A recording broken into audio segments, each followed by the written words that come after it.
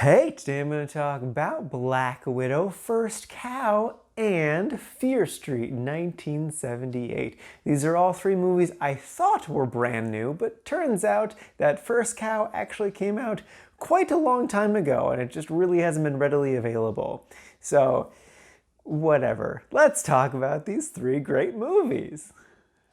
First up is Black Widow. You know what this movie is, you know what the Marvel Cinematic Universe is, and you also already know my opinion of this movie, because, spoilers, I really enjoyed it. What? Who could have guessed that? Who could have guessed that? Who could have guessed that? What? It's like I'm the target audience for this movie or something. It's so crazy. What? Obviously, I agree with everyone. This movie should have came out years and years and years ago. Like, Black Widow deserved her own solo movie way back in the day.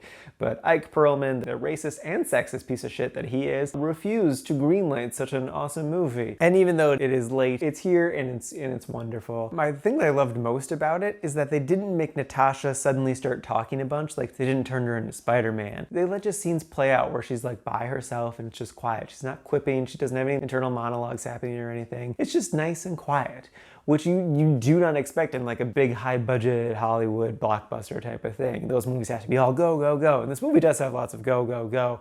But like they give those moments of pause and they're great. There was a recent-ish Black Widow comic series written by Charles Soule that I crazy loved, and this reminded me a lot of it just because in that it's the exact same thing. It's just there's lots of action and that's good, and there is an interesting story, but at the same time there's no boxes in the corner being like, I'm thinking about this specific thing and these exact emotions. Black Widow, she has complex emotions, but she doesn't want to deal with them or talk about them. But you can still see them in her character. Like there was a moment where her sister asked her a question and I'm like, oh, I think I know what she's gonna say, but then she doesn't say anything. She just says it with her eyes and I'm like, that was the correct choice. You did the right thing. Good job, people who made this movie. But speaking of her sister, I loved her so much. She is she was everything I wanted Florence to be. She is very similar to Natasha. She serves that same sort of badass combat person type of thing. She does it with her own flair. She kind of wears her emotions more on her sleeve, which I really, really love. But she's still a hard ass, but she'll let her emotions come out.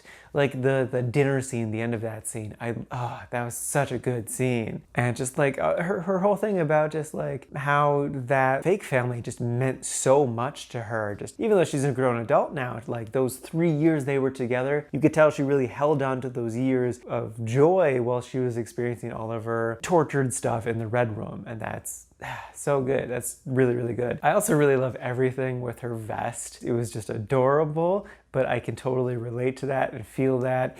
And then, I'm gonna spoil the ending, when she passed it off to Natasha and then we realized that she wore that vest throughout all of Infinity War and how freaking cool that is. Even though her sister wasn't around, she kept her sister close. And I'm like, oh, that was great. I also love the Red Guardian. He was just hilarious. He was everything I wanted him to be. I know some people kind of complain about Taskmaster, and I can sort of understand that. They're not saying stuff about like the twist about who the person is. It's more so where they weren't used enough and their abilities weren't shown off enough. And I can kind of understand that, but at the same time, it's not a Taskmaster movie. They're not the main antagonists. They're just kind of the main henchmen, I would really call them here. I'm fine with that. We still got bits of them. They were still fun. I enjoyed them. I've read about them in a few comics, so I was like excited to see them in action, and I was not disappointed by them. So yeah, if I were to rank this amongst the MCU movies, there's like the incredible, really great MCU movies, and I would put it like just past those movies. Like it's not in the really great, but it's still pretty dang good. It's definitely nowhere near the bottom of that list. Though I will say it was a little weird to like be excited about this movie just because as of recording this, we still have one more episode of Loki left and I'm just like in Loki mode right now, just so excited about that because episode 5 was my favorite episode. It was so incredible and I'm really excited to see how that all gets wrapped up. So it's hard for me to, be all hype train Black Widow stuff because my mind's on Loki. But even with that, still crazy love this movie. It's terrific. It's hard for me to not love a Marvel movie. They just make me feel so good, and I love it. Next up is First Cow. So I have been crazy hyped about this movie for so long. It was like starting to come out right as everything was shutting down. So technically it was released last March. The movie it's a Western set in like 1820s Oregon, and it's adorable and fun and delightful, and I thoroughly enjoyed it. It definitely lived up to the hype. My problem with the movie isn't the movie itself, it's how I watched it. So I saw all these ads that it was going to be on Mubi, and I was really excited because I was like, oh, I already have Mubi. I don't need to rent it. That's going to be great. And then finally the day came where it was released, and I go to it, and it's like, oh, I have to rent it off of Mubi. And I'm like, oh, I don't like this. I already pay you money. This is the first time I've ever had to rent anything from you. This is really dumb. Whatever. I want to watch this movie. I'll just pay the money. It's not that much anyway. I'll do it. So I did it, started watching it. And then the video quality went to hell. It was a super low resolution, almost completely unwatchable. And I started freaking out. I was like, is it my computer? Is it my internet? I restarted everything, did an internet speed test. It's not my internet, not my computer. It's still acting like hell. Okay, let's try it on my phone. Maybe that'll work. Nope, didn't work there.